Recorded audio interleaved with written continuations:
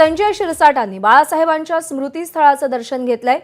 संजय शिरसाट यांनी खात्याचा पदभार स्वीकारण्यापूर्वी बाळासाहेबांच्या स्मृतीस्थळाचं दादरमध्ये दर्शन घेतलंय। बाळासाहेबांच्या स्मारकाची देखील संजय शिरसाट यांनी पाहणी केलेली आहे।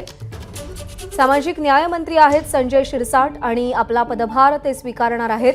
पदभार स्वीकारण्यापूर्वीच त्यांनी खरं तर कामकाजाला सुरुवात केली आहे, पण आज अधिकृतरित्या पदभार स्वीकारतील आणि त्याआधी त्यांनी बाळासाहेबांच्या स्मृतीस्थळाचं दर्शन घेतलंय। अजय माने आपल्याला अधिक अपडेट देतील। अजय,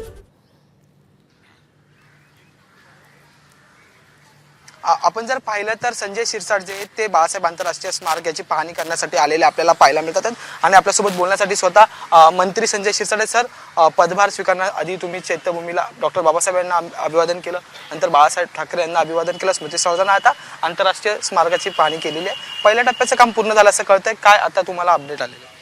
नाही, आताच मला प्रोजेक्ट मॅनेजर भेटले, त्यांनी सांगितलं की आता हे काम पूर्णत्वाकडे आलेलं आहे आणि मला वाटतं हा आमच्या महाराष्ट्रातील नव्हे तर देशातील सर्व शिवसैनिकाला एक अभिमान वाटावा असं हे स्मारक तयार होतं। याच्यामध्ये इतिहास आहे, शिवसेना घडली कशी, शिवसेना प्रमुखांनी काय काय घडवलं याचा सगळा इतिहास त्या ठिकाणी दर्शवण्याचा प्रयत्न आहे।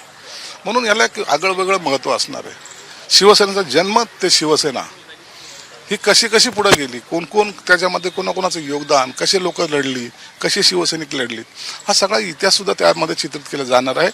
आणि म्हणून हा महाराष्ट्रापुरतं नाही तर देशातल्या सर्वांना पाहावंसं वाटेल की काय नेमकी शिवसेना कशी, तर ते शिवसेना प्रमुखांच्या नेतृत्वात जी तयार झाली ती अशी, म्हणून त्याला एक वेगळं आगळं वेगळं महत्त्व असणार आहे आणि लोक याचा निश्चितच पाहण्यासाठी येतील आणि त्याच्यापासून स्फूर्ती सुद्धा घेतील। सर, खरं तर 5 वर्ष आधी संपूर्ण प्रकल्प सुरू झाला होता, उशीर झाला का असं तुम्हाला वाटतंय का? आणि निधी तेवढा पुरेसा पोहोचलाय का? आम्ही निधीची कधीच त्यांना सांगितलं होतं, पहिल्या दिवसापासून सगळ्यांचीच आहे भूमिका आहे, मग ते भाजप असेल की आम्ही असू किंवा पूर्वीचे लोक असतील, आम्हाला निधीची तर कमतरता पडू देणार नाही, हे सर्वांचा शब्द आहे। परंतु कार्यक्रम थोडा लेट होण्याचं कारण एक वेगळी, आता त्या राजकारणामध्ये मी जाऊ इच्छित नाही।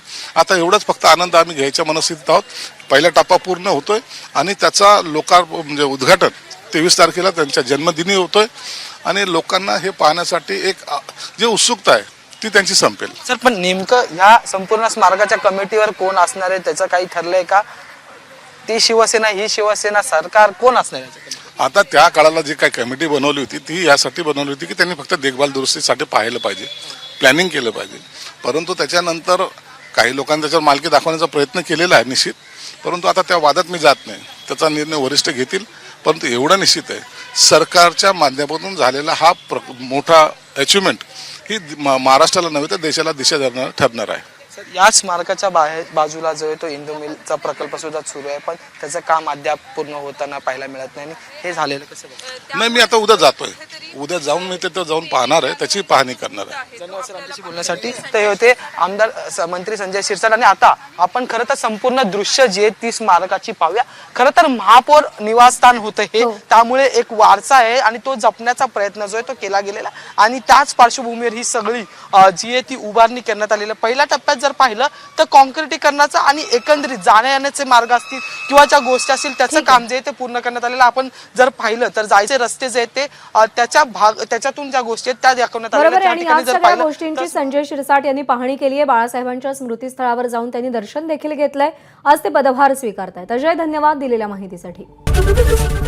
एबीपी माझा, उघडा डोळे बघा नीट।